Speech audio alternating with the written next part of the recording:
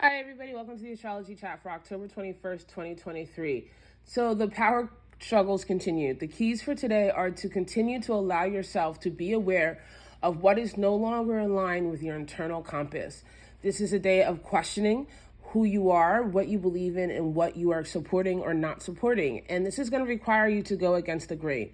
You're going to have to step out of some traditions of just blindly accepting what people tell you or feeling like you need to adhere to social or cultural or national norms and say, but who am I and what am I going to stand for? We, in many ways, are at a point where all of us are being asked to make a decision about what is really important to you, what you're willing to sacrifice, and how far you are willing to embrace discomfort to achieve authenticity. And I say this because we have the moon in Capricorn, and the house of Capricorn is of tradition. It is of authority. It's of the old guard. This is the house of Saturn, which, if you look around, is going through some major changes right now. And the house of Saturn, the moon in Capricorn, is making you wonder about what your traditions are, about what you're carrying on, about your legacy, and what you need to do to make adjustments so that where you wind up going is in line with where you actually want to be. And it's a bit of a doozy today, right? We have the moon is going to be making a conjunction to Pluto later this evening, but the sun is also squaring Pluto. The moon is also squaring the sun. The moon is also squaring the north node and the south node and Chiron. We do have a semi-square with Saturn in Pisces, a sextile to Neptune, and a trine to Uranus. And so it's a lot.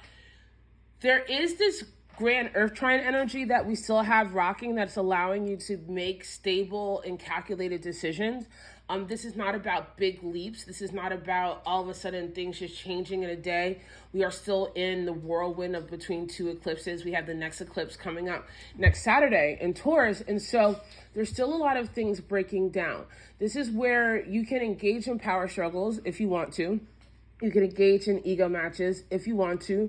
Or you can use that time and that energy to educate yourself about what you want, about what you need, about what's really going on. Allowing yourself to expand your own perceptions and make your own decisions about what you're going to be doing.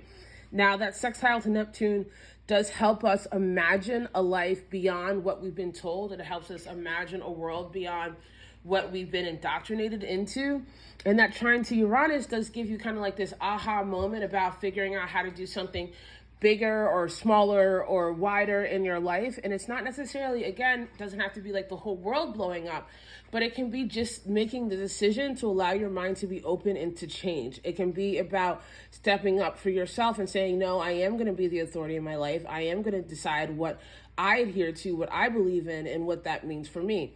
And I, of course, do mean this on a micro and macro level. So as much as there is points of conflict, as much as there are points of division, this is a beautiful opportunity to find your tribe, to find people who are aligned with what matters to you and what's important to you and with your ethics and morals and principles. And the time between change is never easy. And I do not ever want to give you guys the impression that I believe that what I talk about is easy. It's not. I don't do pop astrology, right? I don't do feel-good astrology. I talk to you guys about transits in the way that I want you to know that you are capable of harnessing energy and being empowered in yourself to bring about changes in your life and in your community. And so today's energy is asking you to embrace being uncomfortable.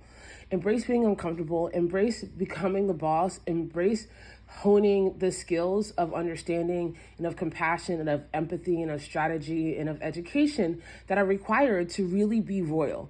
It's more than just sitting on a throne. It's more than just screaming on a mountaintop. It's allowing your heart, your mind, and your soul to change. And that is what really dictates the ethics, the mores, and the compass of an empire. So decide where you want to be, allow yourself to learn, and keep it pushing. There are going to be pushback. There's definitely going to be pushback, but I feel that it's better to be standing true to yourself than going along with a crowd that's taking you off of a cliff. And for whatever that means for you, so shall it be. I love you guys so much, and I'll see you tomorrow.